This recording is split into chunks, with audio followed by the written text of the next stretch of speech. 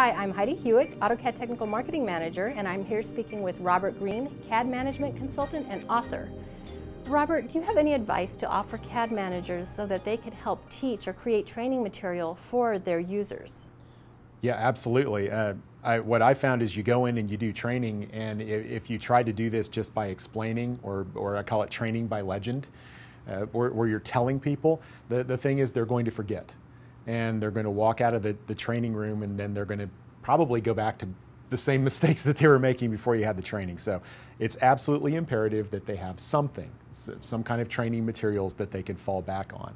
So probably nobody likes making training guides. I mean, I know you do a bunch of that. I do a lot, and I do enjoy it, but then it's part of my job too, whereas... And you're good at it. But one of the things that I found is that most CAD managers don't, if you put them in front of a blank Microsoft Word screen, they brain freeze and they don't like to write. And I've had that problem too, but what I've started doing is using a computer tool called Camtasia. And I just sit down and I just imagine myself mentoring a user through a process. Here, let me show you how this works. And I just record it with my voice and maybe a demo file or something like that on the computer. And I just capture that. And then I re-listen to that and replay that. And that takes me back to my example, which makes it a lot easier to get the screen captures and type in the instructions.